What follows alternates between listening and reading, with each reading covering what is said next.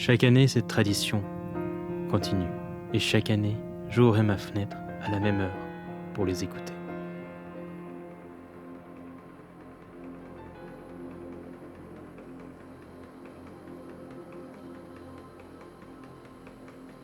Il manque un peu de monde, mais... regardez, hein. Regardez combien on est.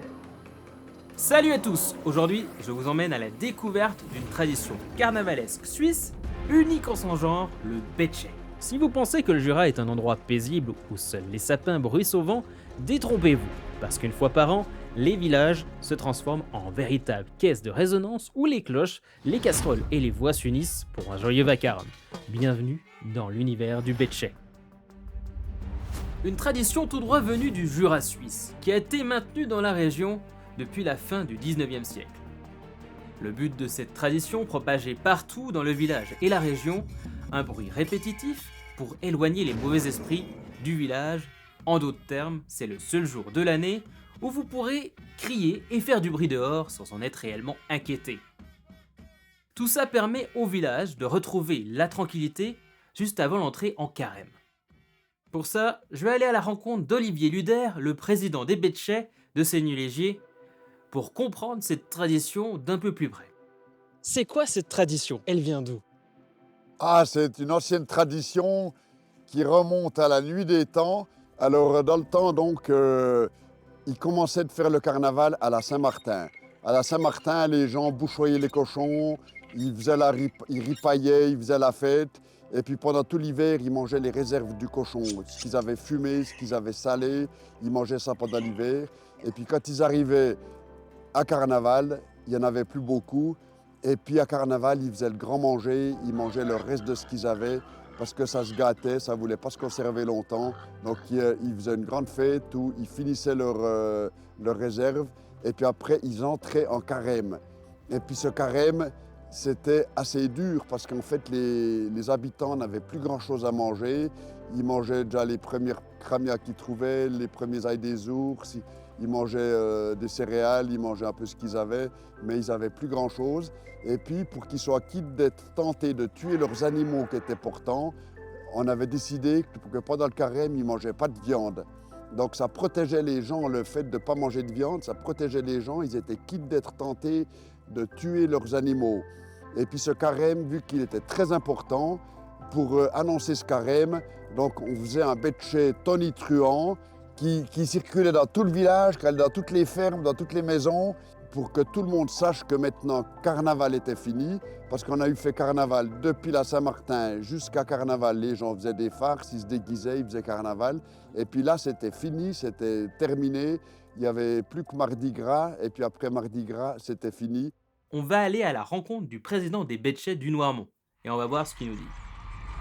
Les mauvais esprits sont apparus du village pendant le carnaval, et puis le but, nous, c'est qu'on on les chasse, en tout cas jusqu'à l'année suivante. Et puis c'est pour ça qu'on est habillé, qu'on nous voie dans la nuit, qu'on fait du bruit, l'idée c'est de leur faire peur à ces mauvais esprits, qu'ils arrêtent d'entrer notre village pendant une année.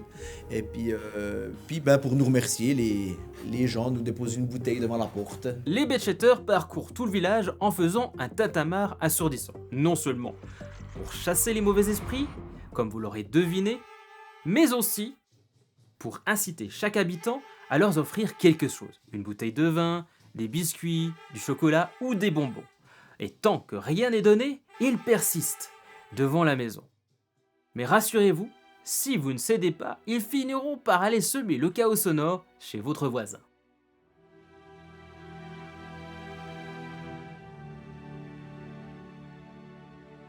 On fêtait au Moyen-Âge déjà le Betche, Je pense qu'on le fêtait déjà au Moyen-Âge, ouais. mais différemment en fait. Ouais, un peu différemment.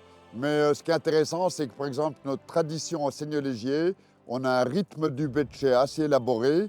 Et ce rythme, on a retrouvé des anciens, qu'au début que je faisais le betche, je discutais avec des anciens et ils m'ont dit c'est le même rythme que dans notre jeunesse. Donc on voit que ce rythme n'avait pas changé, c'était toujours la même chose que dans le vieux temps.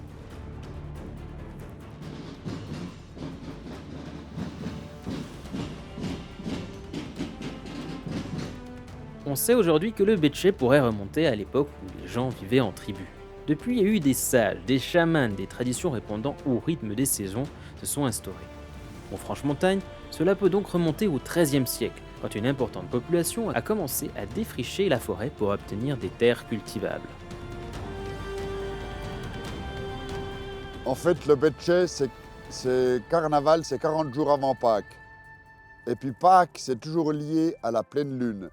Pâques, c'est le premier dimanche qui suit la pleine lune après le début du printemps. Et carnaval, c'est 40 jours avant. C'est pour ça que carnaval change toujours de date. C'est pas toujours à la même date. C'est une ancienne tradition qui date du vieux temps, mais l'Église catholique a repris cette tradition pour se remettre bien avec ses paroissiens, quoi.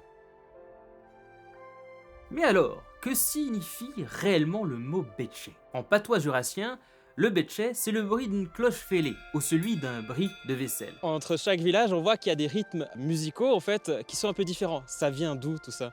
Parce que le Bétché, ça vient du nom des cassons, bruit de cassons, quoi. Alors, ces bruits de Bétché, ils ont évolué différemment en fonction des villages, en fonction des communes. Et puis, actuellement, on a pas mal de différences entre Sennelegier, les Breleux, le Noirmont, les Bois. C'est tous des Bétchés différents, quoi. Le Bémont, c'est comme à Sennelegier. Ok. Le Bémont, c'est comme à Sennelegier. Mais le Noirmont, c'est un autre rythme. Les Breleux, c'est un autre rythme. Les Bois, c'est un autre rythme. Tous ces mauvais esprits étaient chassés avec le Bétché. Et puis, tout le village était de nouveau prêt pour repartir à zéro sur de meilleures bases, ouais. Depuis novembre jusqu'à maintenant, ça en fait du carnaval. Parce qu'avant, il y avait Noël, on faisait aussi carnaval, ça veut dire. Ils se déguisaient, ils allaient dans les fermes, ils faisaient des farces. Et puis, ils rigolaient, quoi. C'était assez bon enfant, quoi. Et puis, ça s'est un peu perdu, ces histoires de faire comme ça, quoi. Mais le Bétché, ce n'est pas juste du bruit, c'est aussi un costume d'apparat. Autrefois, les Bétchetteurs étaient tous de blanc vêtus. Une chemise de nuit, un caleçon long et un bonnet de nuit. Autant dire qu'ils étaient prêts à dormir après le chahut. Mais avec le temps, la mode a évolué. Tradition, donc, c'est de mettre la chemise blanche pour faire Bétché. C'est lié à la lune. En fait, il y a les sauvages qui sortent quand c'est la pleine lune et les sauvages sont habillés en noir. Le carnaval, le Bétché, se passe toujours quand il n'y a pas de lune. Et puis, souvent, il y a de la neige. Alors les hommes s'habillaient en blanc, et puis comme si on n'entendait que le bruit, que la musique, on ne voyait pas les hommes parce qu'ils étaient en blanc dans la neige, dans la nuit, et puis on entendait que la musique, c'était mystérieux, c'était envoûtant, c'était assez fort pour exorciser les mauvais esprits, quoi. Alors je pense que cette chemise blanche qui date de la nuit des temps, elle est liée à ce phénomène de se fondre avec la neige et puis de se fondre dans la nuit, quoi. Ouais, beaucoup de Bétchetteurs mettaient des capes à vis. C'était un bonnet noir avec un petit pompon au bout, quoi. C'était des capes à vis. Et puis certains mettaient des chapeaux, quoi. Ils faisaient Bétché comme ça, quoi. Alors maintenant, il y a encore beaucoup de Bétchetteurs qui ont des chapeaux, qui ont des bonnets, qui ont des équipements comme ça, quoi. Au Noirmont, par exemple, on a gardé le bonnet, mais on a troqué la chemise blanche contre une chemise à carreaux noir et blanc, accompagnée d'un foulard rouge pour ajouter une petite touche de style. Ce changement ne date pas d'hier. En 1976, la confrérie a même publié ses règles officielles et instauré un livre d'or. C'était, je suppose, à l'époque, le fait de vouloir se démarquer des autres Bétchés des Franches-Montagnes. On a toujours eu le blanc et le noir qui symbolisent le bien et le mal. Et le foulard rouge, on pourrait supposer que, la tradition du Bétché, c'était chasser les mauvais esprits pour les moissons. On pourrait supposer, on imagine que c'était les meuniers à l'époque qui avaient des foulards rouges, qui ont instauré ça, mais ça reste une supposition. On ne sait pas précisément à quoi ressemblaient les habits du Bétché à ses débuts, mais on peut supposer qu'ils étaient vêtus de blanc. Cependant, comme le souligne l'historienne Laurence Marty dans son ouvrage « Bal et masques », des rassemblements de jeunes existaient déjà avant 1500, notamment dans la région du Noirmont, ce qui laisse entrevoir les prémices de cette tradition. Les archives du Noirmont servent d'ailleurs un règlement datant de 1577 dans lequel il fait mention du jour du carême entrant, une période correspondant au carnaval. en 1617, toujours au Noirmont, un autre document officiel qui, par ailleurs le plus vieux document pour ce village, évoque la pratique de brûler des feuilles de sapin, sorte de torche végétale où des jeunes hommes s'y rassemblaient. On peut raisonnablement supposer qu'il s'agissait là d'une forme ancienne du betché, mêlant feu, rassemblement de jeunes et rituel de passage pour marquer la fin de l'hiver et le début du carême.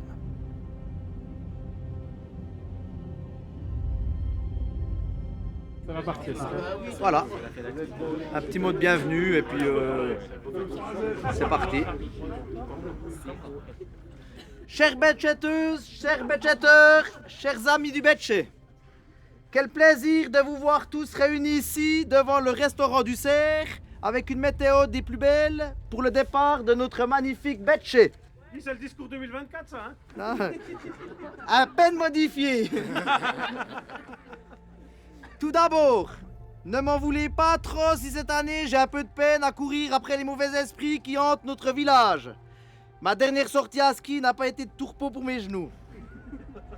J'aimerais aussi qu'on ait une petite pensée pour notre ami Toto, fervent betchetter qui nous a quittés fin d'année passée et qui aimait déambuler dans les rues du village pendant notre traditionnelle ronde. Pour conclure, je vous souhaite à toutes et tous la bienvenue, du plaisir, surtout de la joie, et je vous souhaite une belle ronde dans les rues de notre magnifique village. Je déclare donc le betché Noirmonnier 2025 ouvert.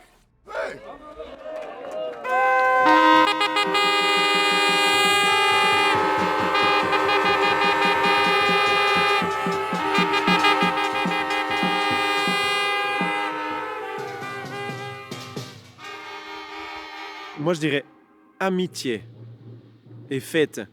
Simplement parce que entre amis, entre personnes qu'on se connaît, pendant plus de 24 heures on fait la fête et puis on passe du bon temps ensemble et puis c'est juste ça qui est cool quoi.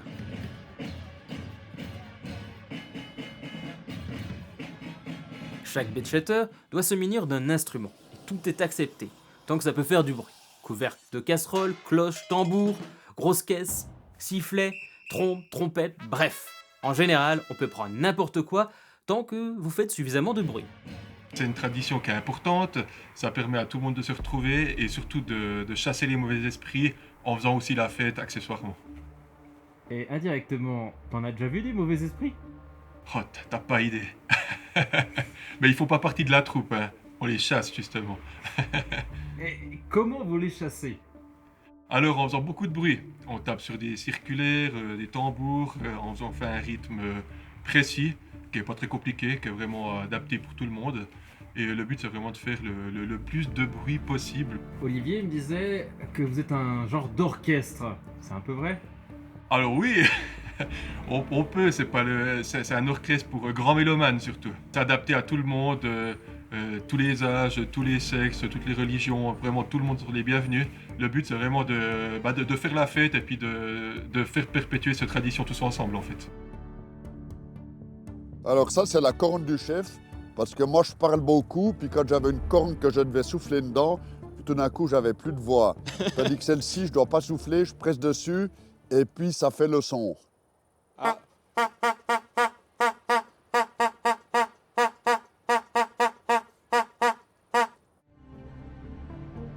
Alors on a toute une série d'instruments, on a tambour, corne, on a une scie circulaire aussi pour faire du bruit, on amène quelques instruments mais les gens principalement viennent avec leurs cornes et leur tambour, mais voilà pour les gens de dernière minute qui sont pas forcément équipés, ben ils se retrouvent pas avec les mains vides et puis ils peuvent comme ça ils peuvent faire aussi du bruit en même temps que tout le monde. Tu viens de me dire une scie circulaire. Voilà, alors je t'explique. La scie circulaire, c'est une charrette avec 4 roues. Et puis on l'appelle scie circulaire parce que tout simplement on a fixé des disques de scie circulaire sur des axes, donc soudés sur cette charrette. Et puis les gens tapent sur ces disques de scie circulaire pour faire un maximum de bruit. Puis c'est vrai qu'elle fait bien du bruit. Donc du coup, on se retrouve toujours 2-3 mois avant pour pouvoir un peu prévoir et se partager les tâches. Mais sinon, après, on se donne rendez-vous le lundi soir, généralement vers 21h, 21h15 ici à la cantine à Seigneux, pour prendre les armes et puis entrer dans l'arène et aller combattre les mauvais esprits. Ah, ça c'est magnifique. Ça, c'est beau. Et il y a beaucoup d'instruments qui sont déjà au Betcheter. Oui, en fait, généralement, les gens viennent sans rien et puis ils viennent se servir et prendre ce qu'ils veulent. S'ils veulent prendre des circulaires, s'ils veulent prendre des cornes, s'ils veulent prendre des tambours ou des grosses caisses ou des grosses circulaires aussi, généralement c'est à disposition. La seule règle, c'est que quand il y en a un qui veut partir durant la nuit, il doit venir la ramener ici ou le mettre dans la charrette, pas qu'on doive courir partout dans le village pour les retrouver, quoi. Non, alors personne ne doit s'annoncer. Le départ est le lundi soir dans un lieu donné à l'avance. Et les gens viennent et c'est nous qu'on leur fournit les chemises, les foulards. Par contre, les bonnets, ceux qui n'en ont pas, on en vend. On vend des bonnets à prix très attractif, mais c'est la seule pièce qu'on ne prête pas, si on veut. Et les pantalons sont donnés le matin, après le déjeuner, pour ceux qui font la journée. Au lendemain de la Seconde Guerre mondiale, un profond besoin de légèreté et de partage anime la population franc-montagnard. Rire, danser, oublier les tourments récents. Le carnaval et le betché connaissent alors un véritable essor dans les années d'après-guerre. Le carnaval devient l'une des premières fêtes à renaître, portée par l'énergie et l'audace des jeunes célibataires des villages.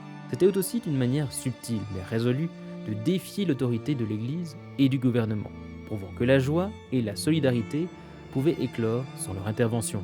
C'est dans ce contexte que surgit une figure incontournable du betché à Seigneux-Léger, Marius Taillard, surnommé Picus. Entouré de sa bande de copains de la région, il insuffle une nouvelle vie au betché dans les années 1950, ravivant une tradition qui allait dès lors s'ancrer encore plus profondément dans le cœur des habitants. Un des grands du betché à Seigneux-Léger, c'est Picus. Picus, c'était un menuisier, un vieux garçon, tout le monde allait dans sa menuiserie, et puis lui, il a relancé le betché après la guerre.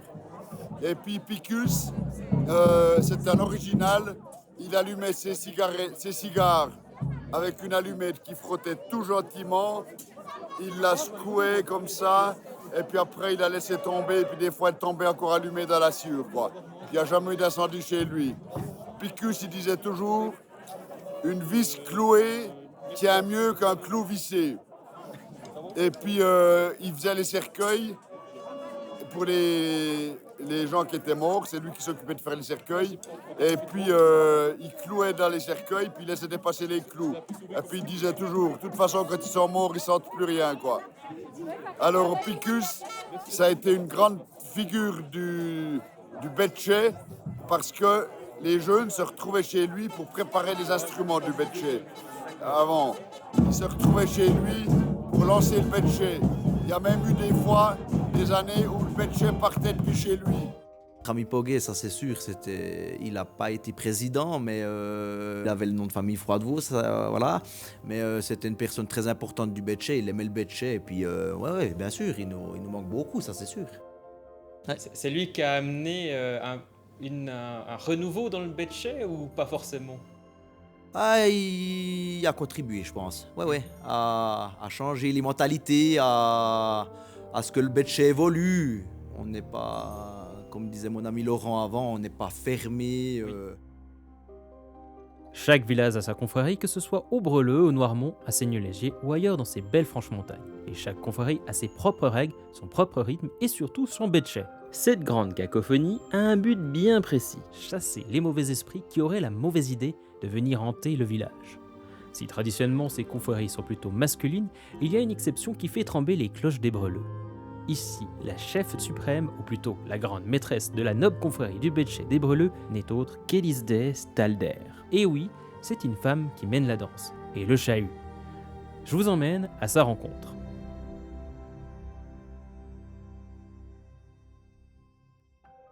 La confrérie, elle est constituée de membres et tout membre de cette confrérie doit passer par intronisation, la première année, une lecture de promesses. Après, les membres actifs, dès l'instant où une personne a fait un betchet, restent membres actifs à vie. Et puis, on a des jubilés, on a des récompenses, les 5, 10, 15, 20 ans et autres. Et puis, à partir de 20 ans, c'est les membres d'honneur qui ont le droit de venir prendre les repas avec nous et ne plus forcément faire du bruit, mais ils sont toujours garants de la tradition parmi nous. Il faut montrer la bonne foi, le premier betchet, il faut nous montrer la bonne foi de venir ici, pas seulement pour faire une fête, mais pour vraiment maintenir la tradition, être là pour faire du bruit, chasser les mauvais esprits. C'est le but ultime de la confrérie. Donc, si on chasse mal les mauvais esprits, on est viré de la confrérie.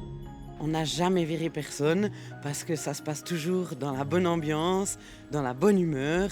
Après, c'est clair qu'on a des règlements. On est là pour faire du bruit avec nos instruments. On n'est pas là pour frapper aux portes, pour sonner aux portes,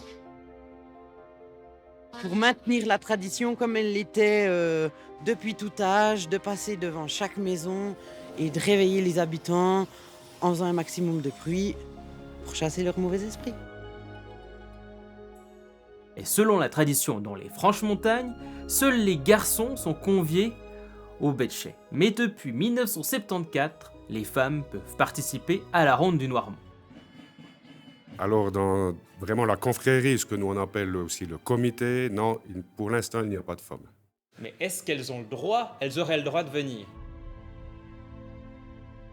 Pour l'instant, ce n'est pas d'actualité, on en parle, on ne veut pas rester non plus sectaire, on en parle, mais les vieilles habitudes ont des fois la dent dure. Alors pendant la ronde, les femmes, les filles sont les bienvenues au Noirmont. À ma connaissance, on est le plus vieux betchet des Franches-Montagnes qu'on accepte la jante féminine. Oui. Donc on n'est pas totalement fermé non plus. Mais il y a encore une porte à passer pour entrer dans le comité, effectivement. Alors, dans le betchet, on n'a pas de règlement, on n'a pas de règles. Tout se passe d'homme à homme et d'homme à femme maintenant qu'on a les femmes, quoi.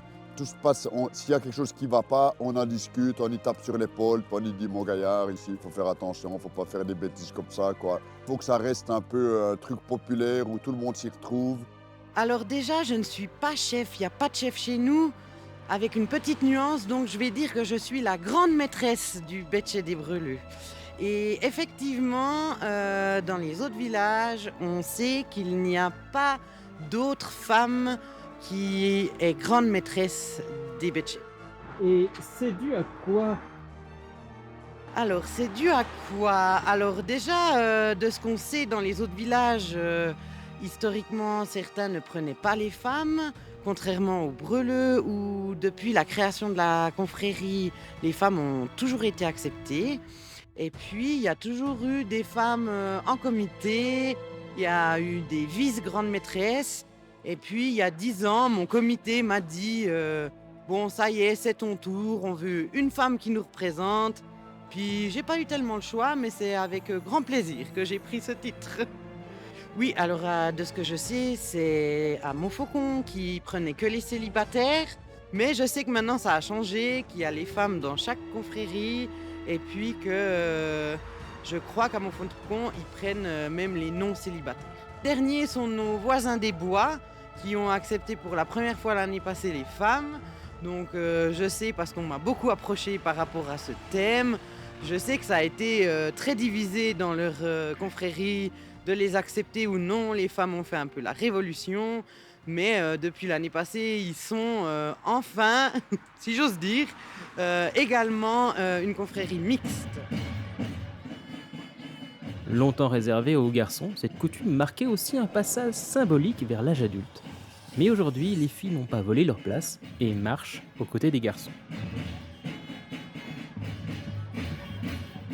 C'est traditionnel, c'est ancestral. Statut originel du betchet, on avait l'article 1 qui disait « Jean du Noirmont, exclusivement, vous êtes betchetteur ». C'est un paramètre qu'on a aussi fait évoluer, Maintenant, on ne fait plus la police. S'il y a un jeune, un étranger, bref, qui que ce soit qui a envie de faire betché, qui est motivé, il n'est plus chassé de notre fête. Alors, on peut déjà dire qu'en 2020, on a eu les filles qui ont fait lancer une pétition pour faire partie du betché, parce que jusque-là, c'était réservé aux hommes.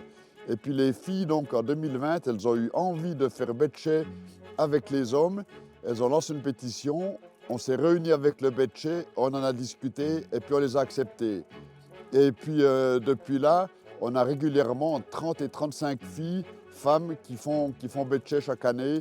Et puis donc c'est aussi un plus pour le betché parce que ces filles, elles amènent leurs copines, elles amènent leurs copains et puis elles en discutent. Et puis nous, on a un betché à Seigneur-Légier, on essaye de l'organiser pour que pendant la nuit, tout se passe bien, quoi.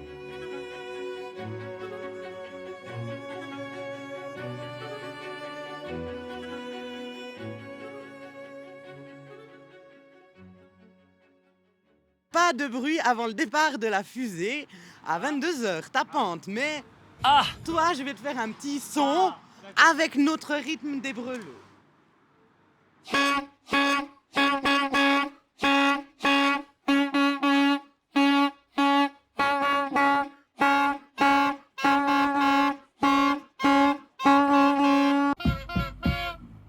Est-ce que le retchetché, c'est aussi du betché?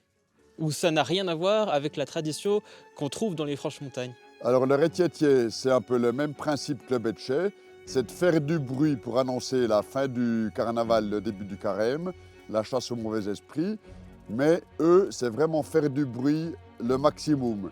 Et puis ils ont tous les moyens pour... ils ont des chars sur lesquels ils montent des amplificateurs, ils diffusent du bruit, ils font du bruit. Et puis en plus, ils font des farces dans les villages aussi, ils font des choses comme ça. Donc il y a une base de la même chose, mais ça a évolué différemment, quoi. Ok. Le betché, c'est aussi une histoire de règles et de confréries. Mais au fait, quelle est la différence entre un groupement et une confrérie? Un groupement rassemble des personnes autour d'un objectif commun, souvent de manière pragmatique et ouverte. Une confrérie, elle repose sur des traditions profondes, des rites initiatiques et un esprit de communauté qui va bien au-delà de l'objectif. C'est un lien quasi sacré entre ses membres qui se transmet de génération en génération. Alors, dans quelle catégorie se place le betché? Bien plus qu'une simple tradition, le betché est une véritable confrérie, solidement ancrée dans l'histoire et le folklore jurassien.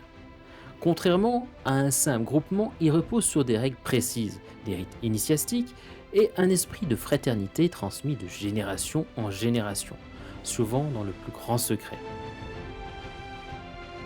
Certains pourraient le considérer comme un groupement, notamment en raison de son ouverture récente. Mais revenons à nos moutons. Non, au betché. Il ne fait pas exception entre ces secrets bien gardés, chants traditionnels et coutumes ancestrales. Cette tradition incarne un lien profond entre ses membres. Mais qui peut réellement en faire partie? Quelles sont les valeurs que la confrérie défend? Plongeons ensemble au cœur de cette communauté unique. Alors c'est plus vraiment une confrérie maintenant parce qu'on s'est ouvert, on s'est enfin ouvert et depuis 5-6 ans maintenant et les femmes font aussi. C'était le moment d'ailleurs. Donc on peut plutôt dire maintenant que c'est un attroupement de plein de personnes, je sais pas exactement le mot, mais c'est plus vraiment une confrérie du coup, effectivement. Mais au nom d'historique, on dit toujours confrérie. On dit, historiquement, on dit la confrérie, effectivement. Oui. Mais dans la confrérie, tu fais quoi exactement? Je fais partie du comité, on est 5-6 à s'occuper de prévoir le betché, parce que mine de rien, ça a l'air tout con comme ça, mais il y a quand même pas mal de choses à organiser et à orchestrer, si je peux dire ça comme ça. On est une dizaine de personnes qu'on organise le betché, la bonne tenue du betché, que les gens qui viennent participer au betché soient bien accueillis, voilà.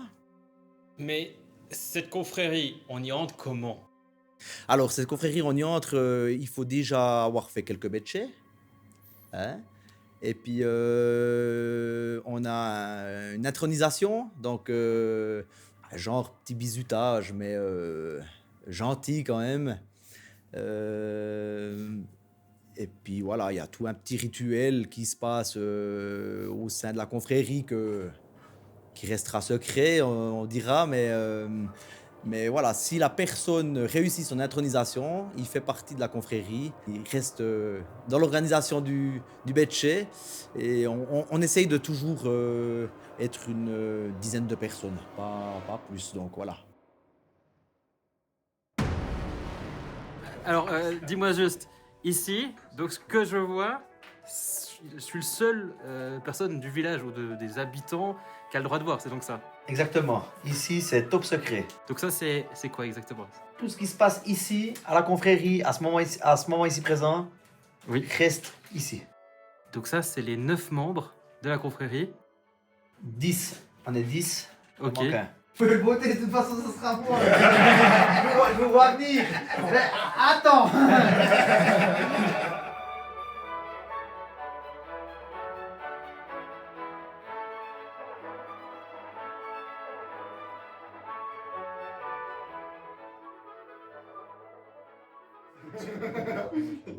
Moi. Ah, petit. Ah, Ça se resserre. remonte. Ah, le temps. Ah, ça se resserre. Petit. Toto. Ah, Toto. Il y a comme deux mois, Toto. On est mal tout, mais Guigou, maintenant, faut y foutre. Hein. Hop là. C'est dans quelque chose. Là, il y a le vrai spectacle. Là, il y a un spectacle. Là, il y a le vrai spectacle. Tiens. Ce qui arrive, c'est que c'est vraiment du bullshit, en fait.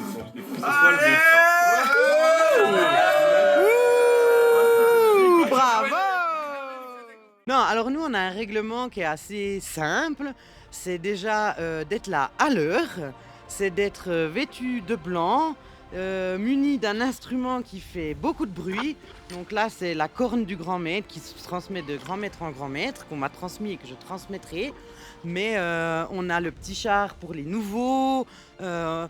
Et puis la confrérie, dans son règlement, elle a été constituée pour maintenir la tradition, qu'elle ne meure jamais. Et elle est là pour mettre à disposition des betchetteurs le plus d'instruments possible, qui feront le plus de bruit possible et le plus longtemps possible, de leur offrir finalement les repas pour vraiment qu'ils passent une nuit et qu'ils maintiennent la tradition en faisant tout le village. Et Betché, ça se fait toute l'année à la confrérie? Alors Betché, c'est une nuit. Malheureusement, ce n'est qu'une nuit dans l'année, c'est la nuit avant le Mardi Gras.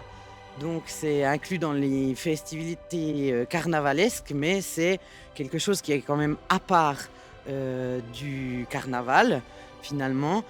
On n'est pas déguisé de costumes et on n'a pas de confettis, mais on est vraiment là pour faire du bruit, pour chasser les mauvais esprits avant le carême. On lui tend la main, on lui fait la grâce d'un bon verre de vin. Oui, ma chaumière, je la espère. Avec toi, avec toi, avec toi, avec toi. Oh, ma belle roi.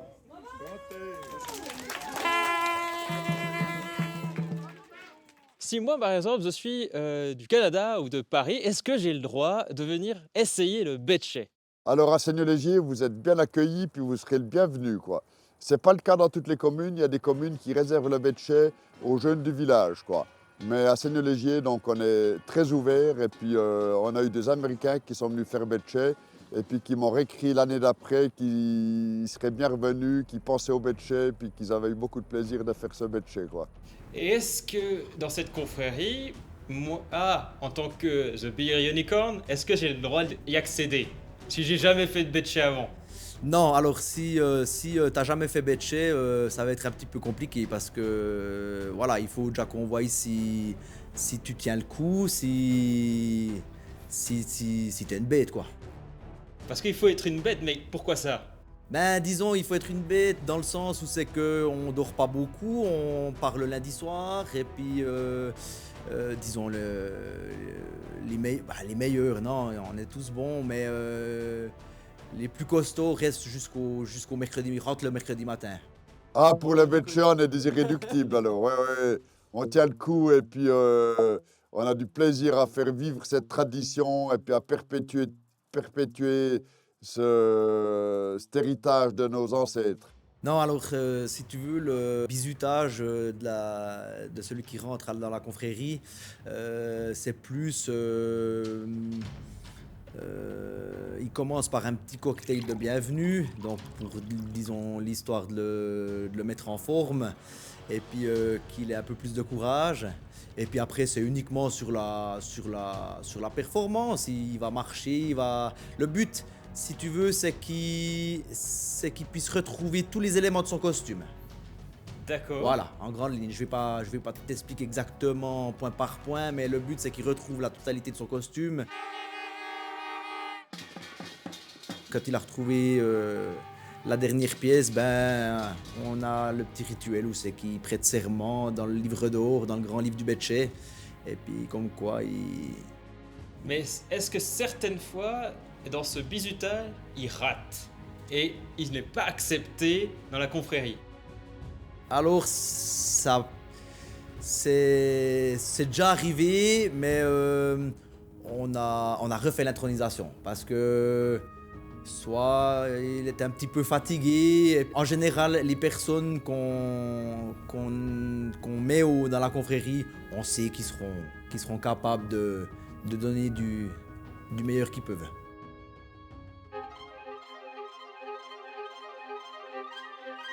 J'ai fait mon intronisation l'année prochaine et en fait c'est mon premier comité officiel. Et puis en fait on découvre un petit peu l'organisation et puis comment ça se passe, les envers du décor. Et ce soir, tu vas essayer de tenir toute la nuit? Ouais, ça fait quelques années que normalement j'arrive à tenir toute la nuit. Normalement, cette année aussi, ça devrait le faire. Donc la confrérie, elle a pour but de maintenir la tradition du Betché, d'offrir à ses membres la possibilité de tenir le plus longtemps possible durant la nuit. Tout ça par les finances qu'on va recevoir, par les dons des habitants du village. On va regarder pour mettre à disposition les instruments pour faire le plus de bruit possible. Et puis on va financer les repas, les victuailles tout au long de la nuit pour que les membres puissent tenir et se sentir bien tout au long de cette nuit. Alors le village grandit, donc le nombre de bouteilles grandit aussi, bien entendu, bien que beaucoup de nouveaux habitants qui viennent pas forcément de la région ne connaissent pas notre tradition. On a des fois des gens qui nous disent « mais c'est quoi ce bruit ?» On doit un peu leur expliquer. Mais au final, déjà on ne sait pas ce qui se boit pendant la ronde, il faut le dire. Mais nous on fait une remise des bouteilles dans quelques jours et puis on a vite entre 400, 450, 500 flacons ces dernières années. Il y a pas une bouteille de whisky là?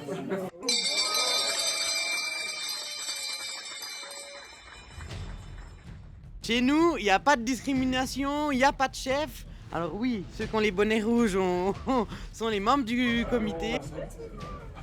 Faut pas croire, on retrouve de la piquette, mais on retrouve du sacré bon vin. Les habitants sont généreux.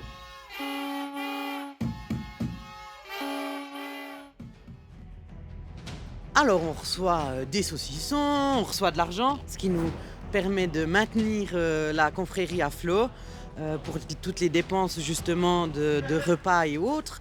Et puis oui, on reçoit des petits biscuits, ça dépend. Pour tenir la nuit? Pour tenir la nuit, oui. Il y a des personnes qui nous donnent aussi de l'argent, du chocolat, des biscuits, mais c'est principalement du vin, ouais, principalement du vin. Mais pour quelle raison on doit donner quelque chose? Ben, je pense que nous, on demande pas forcément quelque chose, mais je pense que pour les gens, ça leur fait plaisir de donner quelque chose. Les gens sont ancrés aux traditions, les gens, en tout cas, d'Ifranche-Montagne aiment le Betché, donc je pense que c'est leur façon à eux de nous remercier, et puis nous, on accepte volontiers, quoi. qu'une année, on avait des betchetteurs qui étaient un peu chargés parce qu'ils avaient bu un peu de la goutte, ils avaient bu un peu du cognac aux œufs. Et puis ils enfonçaient dans la neige et puis ils tombaient un peu à gauche, à droite, quoi. Et puis on devait les aider à se relever, quoi. Ah ouais, il y a des passages épiques comme ça, quoi. Ah, j'imagine.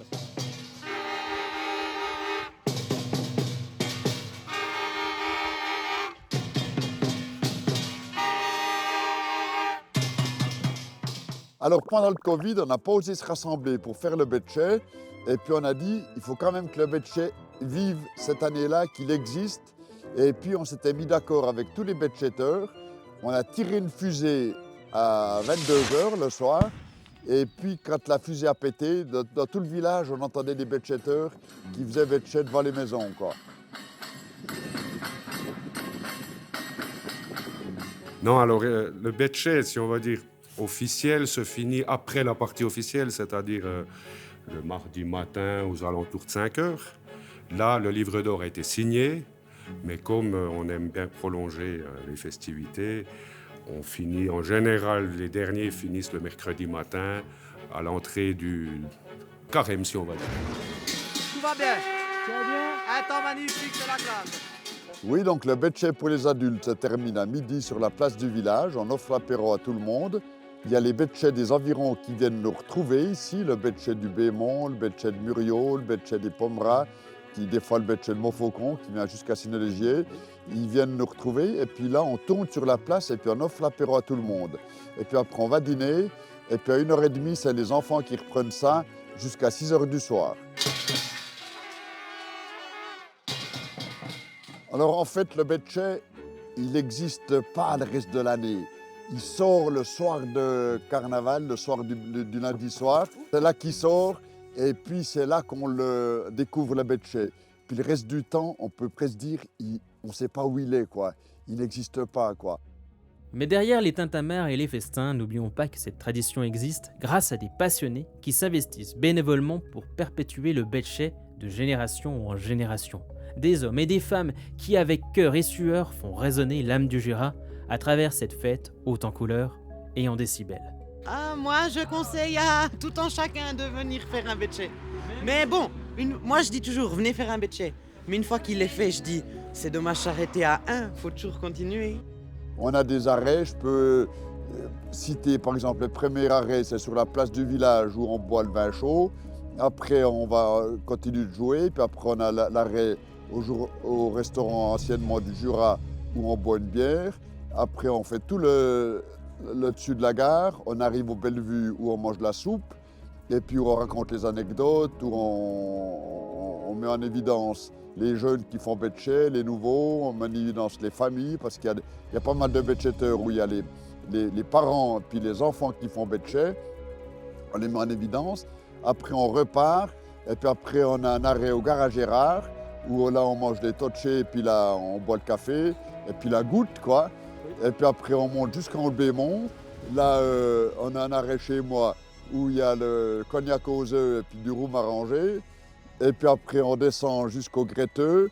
Là, on arrive vers les 5 h du matin. Et puis là, on a les saucisses, on a le thé au rhum, on a la tête de moine.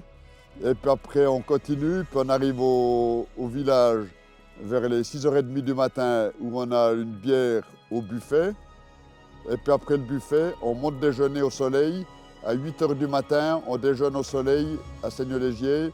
Et puis après, on fait tout le village de Seigneur-Légier le matin. On fait les commerces, on fait les docteurs, on fait les offices, on fait tout. Les écoles aussi. Les écoles, on fait aussi les écoles, c'est très important. Dis Olivier, ça. En fait, il faut avoir un bon cardio, là, ce que tu me dis, parce que là, il faut résister à l'alcool, il faut marcher. Si on n'est pas en forme physiquement, il ne faut pas faire, c'est ça? Non, il faut être en forme, mais c'est vrai que quand on marche, ça nous fait du bien, on est à l'air libre, on marche, on boit un verre de temps en temps, et puis tout se passe bien, quoi. Et puis on ne sent pas la fatigue, quoi. On arrive au matin, on est en pleine forme, quoi. Ah ouais. Et puis à midi, on va tous dîner au Bellevue, quoi. Mon mot de fin, mais vive le betchet! Et au Breleux, on accepte tout le monde, hommes, femmes, les personnes du monde entier. Il n'y a pas besoin de venir des Breleux, d'avoir un lien avec les Breleux. Donc si vous voulez vivre une fois un Betchet, comprendre qu'est-ce que le frisson du Betcheteur, parce qu'on n'arrive pas à expliquer pourquoi finalement on fait ça. On nous prend des fois un peu pour des fous, mais comment vous faites ça, comment vous faites pour tenir la nuit. Mais venez faire, bienvenue, et vive le Betchet et longue vie au Betchet. C'est pour moi important que cette tradition continue, hein, que les traditions continuent. Donc c'est ma façon à moi d'en faire continuer une. Sauf maladie, je ne me verrai pas ne plus faire Betchet. Est-ce que tu as peur qu'un jour cette tradition disparaisse? Ben, disons que oui. Un jour, le jour où c'est que je serai assez âgé puis que je ne ferai plus Betchet, je me poserai la question de savoir si ça continuera encore ou bien tant que ça continuera, on sera content. Alors le mot de la fin que j'aimerais dire, c'est qu'il faut faire vivre ce carnaval, que c'est important dans notre société qui est très structurée, qui est très précise dans tous les domaines maintenant avec les ordinateurs, avec tout ça, quoi. On vit une vie très stricte et puis de temps en temps l'homme il a besoin de faire le fou, quoi. Il a besoin de se défouler, il a besoin de rigoler, il a besoin de s'amuser, de se retrouver dans le Betchet. On a tout le monde qui est là, on a des patrons, on a des ouvriers, tout le monde est copain, tout le monde participe à ce Betchet, on rigole, on s'amuse. Et puis, moi je pense que c'est ça qui est important dans notre société. On a besoin de moments comme ça où on peut sortir de la routine de tous les jours, du sérieux de notre société. Il faut de temps en temps faire le fou, comme on dit, quoi. Se laisser aller et puis de temps en temps profiter de ces moments de carnaval, de Betchet, pour un peu rigoler, pour un peu faire le fou, quoi. Ouais, moi, j'ai une chose qui me vient à l'esprit, qu'on a chanté et qu'on chante souvent en parlant du Betchet, qu'ils vivent, qu'ils vivent, qu'ils vivent et soient heureux. Ce qui se passe à Betchet reste à Betchet. On fait toujours un souper 3 semaines après le Betchet. On se retrouve tous les Betcheteurs, on discute des bons moments et puis c'est que du bonheur. En conclusion, le Betchet, ce n'est pas juste une tradition. C'est une véritable expression de l'identité et de l'histoire d'une communauté. Bien plus qu'un simple rituel ou un événement festif, il incarne des valeurs profondes de transmission, de solidarité et de mémoire collective. À travers lui, se perpétuent des savoirs anciens, des liens intergénérationnels et un attachement à des racines culturelles souvent menacées par la modernité. Dans un monde en perpétuelle évolution, où les traditions ont parfois du mal à trouver leur place, le Betchet rappelle l'importance de préserver ces héritages immatériels, qui forgent l'âme d'un peuple. Il est un témoignage vivant du passé, une célébration du présent et une promesse pour l'avenir, prouvant que la culture ne se fige pas, mais évolue tout en restant fidèle à son essence.